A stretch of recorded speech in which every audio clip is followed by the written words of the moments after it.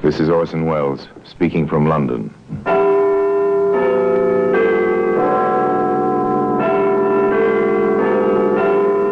Here in the grim stone structure on the Thames, which houses Scotland Yard, is a warehouse of homicide, where everyday objects, a woman's purse, a man's glove, a child's shoe, all are touched by murder.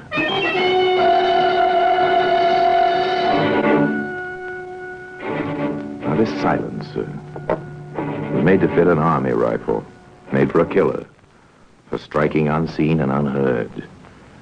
In the dark, perhaps. Interesting little instrument, a scientific gadget to absorb sound, to change a sharp, cracking report into a muffled gasp. I suppose I'm being rather subjective about this, Sergeant, but I find myself hating that silencer. Yes, I understand how you feel, Inspector. A silencer, well, it's filthy, isn't it? It's something like a rattlesnake. No, Sergeant, your simile's wrong. A rattlesnake gives warning before he strikes. He plays fair. Today, that silencer can be seen here in the Black Museum.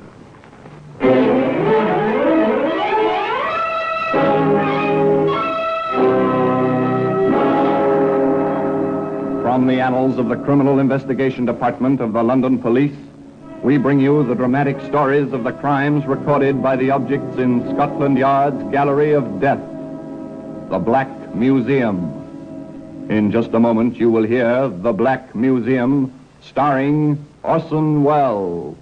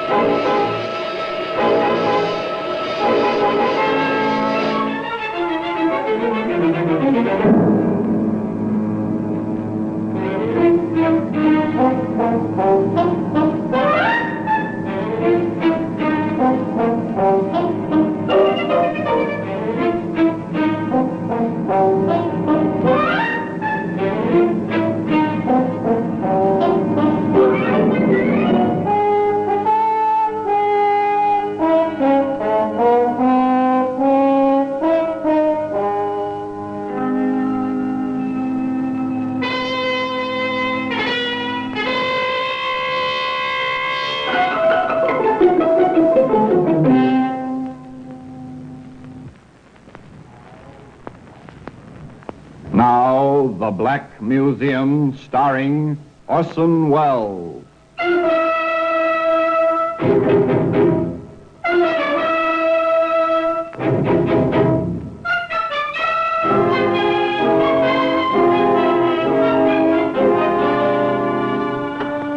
Well, here we are, in the Black Museum. Scotland Yard's Museum of Murder. Here lies death. Violent death in many guises, the long history of a great number of very murderous deeds. On the shelves, on the tables, in the very air itself. And this elephant gun here, this was once used for hunting by a sportsman bred in the very best traditions. Later used to shoot a friend in the back. Ah, here we are, a silencer. Metal tubes within tubes, small and stubby, designed to swallow sound. There was a weapon, too, of course, but no one thought of a weapon or of a silencer the night Herbert and Josie Martin returned from a party to their new home in the equally new residential development in the suburbs of London. Oh, it was a fine party, Josie, but I don't mind telling you I'm dead for sleep. Oh, yes. Oh, I like the new neighbors, but business days are no time for housewarming. At the rate these new houses are renting, we'll be going to house parties for weeks on end. Might as well make up our minds to it. A man and his wife, tired in a pleasant sort of way, pleased at meeting their new neighbors and preparing for sleep. Normal, quiet, nice people in a new home, nothing spectacular. No hint of headlines. No thought of death. Sure the doors are locked, Herbert? Mm-hmm, yes. Oh, dear, please pull down the blind, because if it blows up during the night, it'll flap out the window and wake us, like last night. Oh, all right. If you didn't insist on opening the windows from the top, Josie, the blinds wouldn't blow.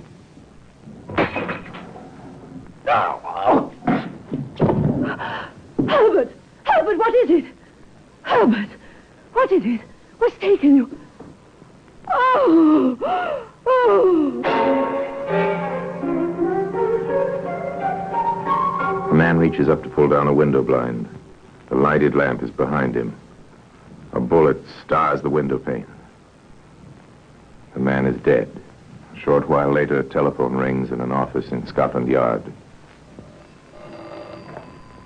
Inspector Foster here. Sergeant Williams speaking, sir. There's a call come through from Hempstead Oval. Herbert Martin shot as he was pulling down the blind in his bedroom. Anyone with him? His wife, sir. Any other witnesses? No, sir, not at the moment. Very well, Williams. Bring a car round and we'll have a look at the situation. I realize this has been a terrible shock, Mrs. Martin, but we need your help at once. Oh, anything, Inspector. Anything at all. Did your husband have any enemies that you know of? Oh, no, no one. No one. Any trouble in his business? No, nothing, no. What was his business? Insurance. Accident, mostly. It was going on so well, that's how we could afford to move out here. Then you've only come here recently. 3 months ago. We were one of the first tenants. It seemed such a nice place. Everything so new. Questions and more questions. But there was obviously nothing Mrs. Martin could tell the inspector. All she knew was what she'd seen. One point puzzled him. The inspector came back to it several times. And you're certain, Mrs. Martin, that you heard no shot? No, nothing. Just the sort of noise of the glass and then Herbert forward. Well, it's possible, sir. At extreme range, the sound of the shot might have followed the arrival of the bullet. Mrs. Martin? No, I'm sure. I'd have noticed. That's what made it seem so strange. There wasn't any sound.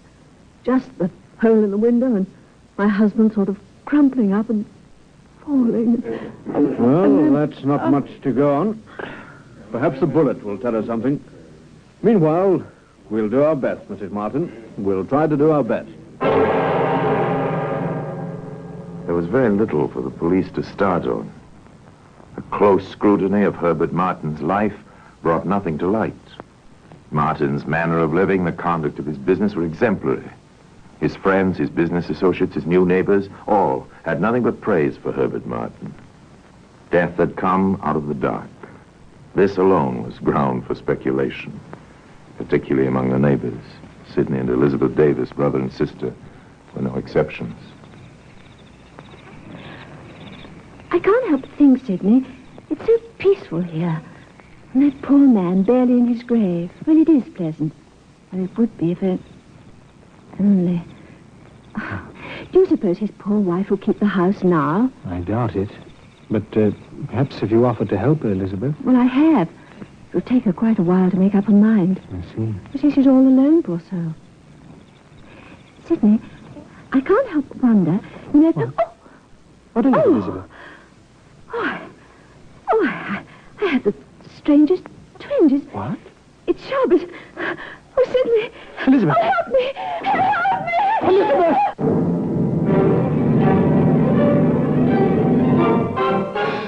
Death had come to Hampstead Oval once again. And you're absolutely sure you heard no shot, Mr. Davis? Absolutely, Inspector. One moment my sister was speaking to me about Mrs. Martin. The next moment she was dying in my arms. There was no sound and only the blood. I see. Mr. Davis, do you know the people who live in this development? Nearly all of them. We felt rather like pioneers, I suppose, with the development being so new. We all became friendly. And perhaps you can tell me, are there any ex-servicemen living here? Yes, there are 2. Nice chaps. Wives and children, you know. May I ask why you inquire? Because the bullet which killed Mr. Martin came from an Arnie issue rifle, and I suspect the same thing will be found true in your sister's case. If it is true, we'll have that much at least to go on. More, the markings on both bullets were identical. The same weapon had been used. Inspector Foster sent Detective Sergeant Williams visiting. Yes, Are you Thomas Larkin? I am. Excuse me, sir. I'm Detective Sergeant Williams, CID. Here are my credentials. Oh, come in, Sergeant. Will you come into the living room? I'll only keep you a moment, Mr. Larkin. I want to speak about the Martin and Davis murders. Yes, of course. Do you happen to have a rifle in your possession, sir? No, I gave all that up when I was discharged. If I never see a weapon again, it'll be too soon. I believe your husband is an ex-serviceman, Mrs. Goodson. Yes, he is. 5 years of service, 8th Army, under General Montgomery. I see. Now, tell me, did he by any chance retain any weapon when he left the service? No. Is there any weapon in your house that you know of? Yes. A Webley. Oh, really? Well, frankly, my husband insists we keep it. He's got a license for it, but it frightens me half to death just to have it in the house. What with the children around and all. Oh, Sergeant, are all of us in danger here? Oh, you needn't worry. Don't you have any idea who or what may be behind these dreadful shootings?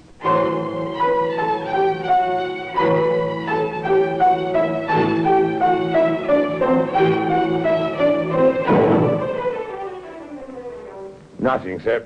I drew a complete blank. I rather thought you would. Incidentally, pathology found the Davis bullet and ballistics reports it's identical with the one they recovered from Martin's body. Well, whoever he is, he's a fabulous shot, sir. And he uses a silencer. That's the only explanation I have for the absence of sound. Not very much to go on.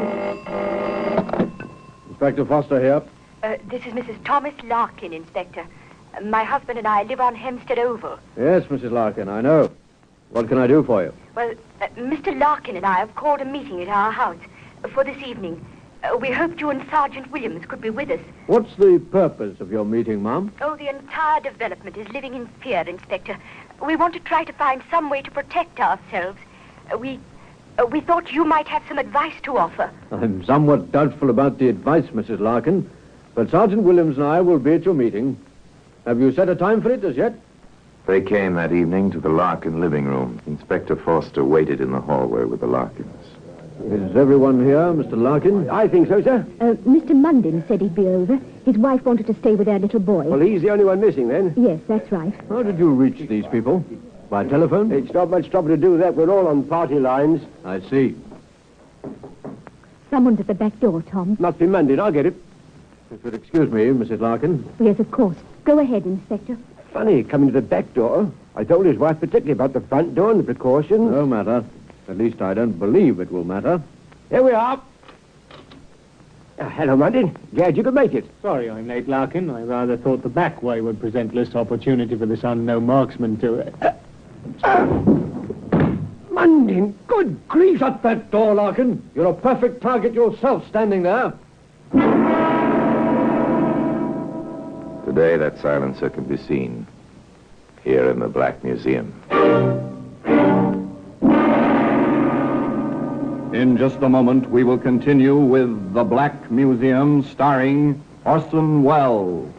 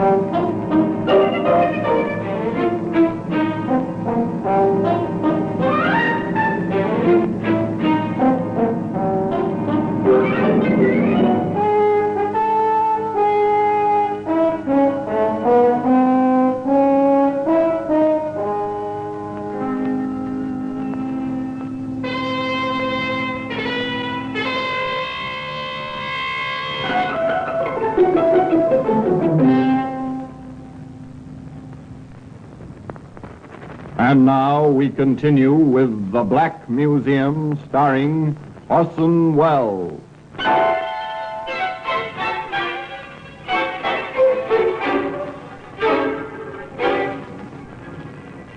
Neighbor Munden was dead, with a rifle bullet neatly placed in the back of his head.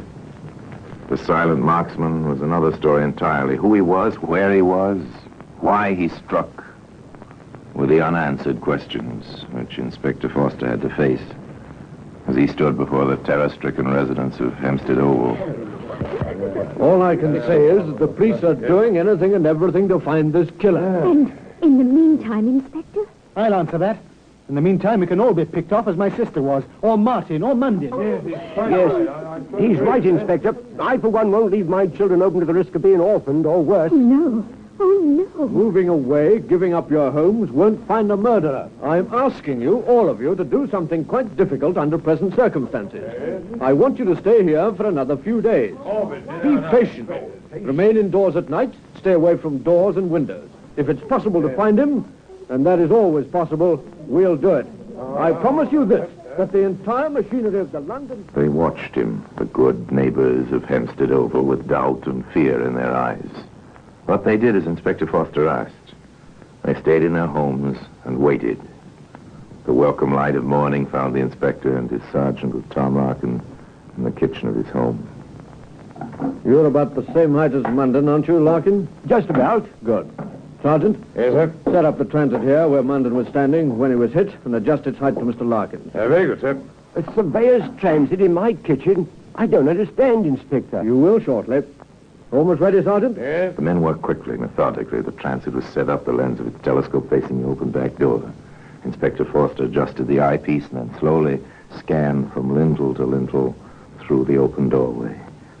Back he moved the instrument, adjusting it vertically as well as horizontally, turning the brass thumb screw carefully, precisely. Stepped away from the transit. That seems to be the best possibility, Sergeant. See for yourself. Thank you, sir. Yes, it lines up well. The angle seems to be about right. Shall we have a look at it? Yes. Care to come with us, Larkin? Yes, I would. There's a tree out there with a clear line of fire right through your back door. The distance seems to be about 500 yards. So that's what the transit was for. Exactly. Let's go, shall we?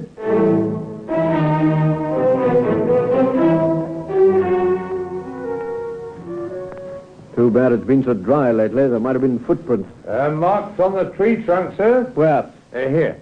Look, notice the scraping on this bark, sir? As if someone in heavy boots had climbed the tree, and it's recent, too. Here for a boost up, Sergeant? Yes, sir. All right, then. That's it. Hey, there are more marks up here, sir. Quite a comfortable perch. Hello, the limb forks here. Scratches on the bark. Could have been a rifle rested here. Very good. Come on down, Sergeant. Right. Inspector, I may have found something over here, under this branch. Don't touch anything, Larkin. Right here, look. In the weeds. Looks like a rifle cartridge to me. Brass. The sun caught it. Good man. Good eyesight. Take care of that, Sergeant. All right, sir. Once we find the rifle and its owner, that bit of brass may well send him up 13 steps early one morning. Starting from nothing, the facts were coming together one by one. In the quiet office at the yard. The boot marks on the tree trunk, Sergeant. They were rather close to the ground. I noticed your first jump was at least 2 feet higher. Yes, I wasn't carrying a rifle, sir. No, but a man of average weight in good condition would have made markings closer to yours. I'd say this fellow was either very heavy or not exactly young. Or past middle age, at least. The beginnings of a description. Either military or hunting experience to be able to shoot like that at night. The beginnings of a background. Whoever it was must have lived in that area for some time to know the position of that tree in relation to Larkin's back door. Start a quiet house-to-house check, Williams. Very good, sir. Have the men watch for anyone who fits these points. Yes, sir. Then find me a detailed ordnance map of Hempstead Oval. The builder or the renting agent will have one. We found one sniper's perch. I'm curious about the other.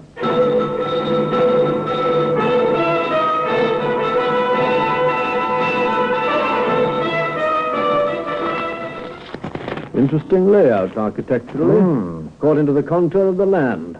The main line of the houses seems to curve round this rise just off center. It must have been quite a place in the old days. Oh? The builder told me. An estate sold for taxes. Family named, Wardman. Old line. The grant went back nearly to the first Queen Elizabeth. History. Fascinating. Any more? Yes, quite a talkative fellow. Seems the land was sold on condition that the sole survivor of the family be given a house rent-free for the rest of his life. And this person is still there? Seems to be. He's an elderly gentleman. keeps very much to himself. This is his house here, on the end of the main line. I see. Now then, this would be the Martin place, and this the Davis. Yes, that's right, sir. The Martin bedroom and the Davis porch face the same way along that curve of the hill. Yes, that's it, sir. It seems they didn't originally intend to build on the hill, but they've started a new house right here. The fellow sketched it in for me. The demand's been very high. Wouldn't mind living there myself. After we get this killer, eh, Sergeant? Oh, yes, sir, after. Pass me that ruler, William. Right. Thank you. See here, Williams. The Martin window and the Davis porch are in direct, clear line with the new building. I wonder now. I assume the contractor isn't working his men at night. I wonder now.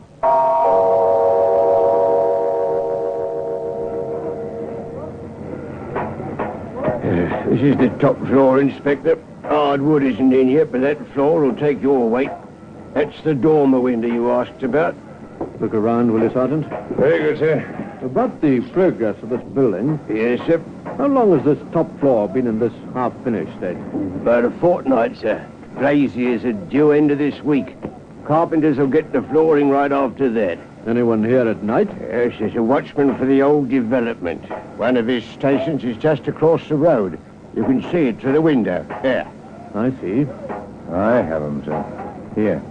They were lying along the wall, under the window. Now, who'll do this? 10-penny nails in the windowsill. Someone will catch it for this. No doubt someone will. Someone put those nails in to help steady a rifle. The same someone who left those 2 brass cartridge cases behind him.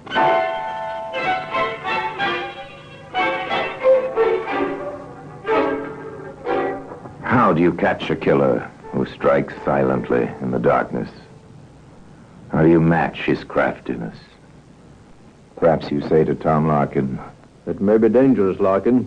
Will you cooperate? Oh, I've been under fire before now, Inspector. Very well. Now then, I believe someone told me the telephones hereabouts are on party line. a telephone call is made on the party line. I want to talk to you, Goodson, about this killer. I think I know who it is. I'll walk over in half hour with a friend of mine, and I'm picking up Sid Davis on the way. No mention, of course, that the friend is Sergeant Williams, C.I.D., who will walk alongside Tom Larkin, staying between him and the new house on the hill. No mention of the inspector crouched on the hillside in the dark shadow of the half-built house.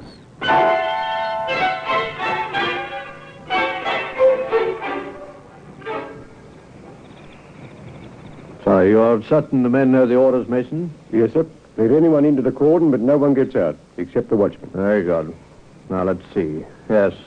Time Williams and Larkin were starting on the walk. Let me have the glasses, Mason. Through the night glasses, the inspector watched. Almost half a mile away, two men left the Larkin house, started slowly along the road. On the hillside, a shadow slipped quietly toward the half-finished house. The inspector whispered. Hear that? Not a sound now. Unsuspecting, a shadow moved through the line of police, past the hidden inspector, into the building. Come along, Mason. He's gone into the house. Into the empty building. Empty, except for a killer, climbing steadily. No lights. Only the vague outline of the unpainted banister and the clean smell of new wood. Suddenly, the footsteps ahead stop. The inspector and his companion pause at the head of the stairway. The glassless window shows the night sky bright with stars. A black shadow kneels at the sill, places a long, heavy object between the two 10-penny nails. All right, Mason, take him. I said, no. Please don't take me. No, I have a right here. Better than anyone. I have a right. You're being taken in charge for murder. I must warn you that anything you say may be taken down in writing. Never mind, Mason. He doesn't understand. Yes, sir. You're Philip Wardman, aren't you? Who are you? You seem to be a gentleman. My name's Foster. Why are you here in this empty building, Mr. Wardman? I have a right. This is my land. My family's land. They told me when I sold it for the money I could go on living here. I build houses, brought strangers. I'm driving them out. I'm hunting them out, as I hunted in Africa. And you were a boy. That's my right. I came to live on my land. Trespassers, there's a law. There's a law, too, Mr. Wardman, about rifles like this. And silencers. Silencers. I'm a good shot, eh? Picked them off like quail. And with a silencer, supposed to spoil the accuracy of a rifle. But not mine. I'm good. Won trophies when I was younger. I never knew. I never knew. All right, mister, take him downstairs. You were an excellent shot, Mr. Wardman, even with a silencer. And today that silencer can be seen in its place here in the Black Museum.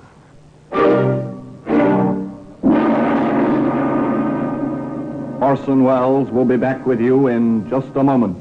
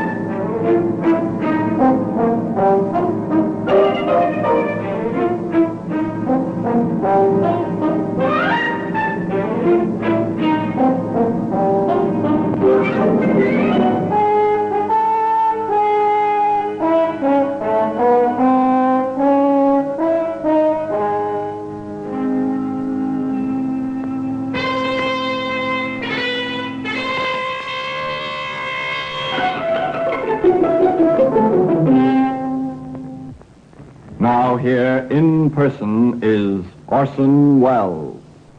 It's true, of course, that in many countries, men have loved their land to the point of desperation. Philip Wardman loved his to the point of madness and murder.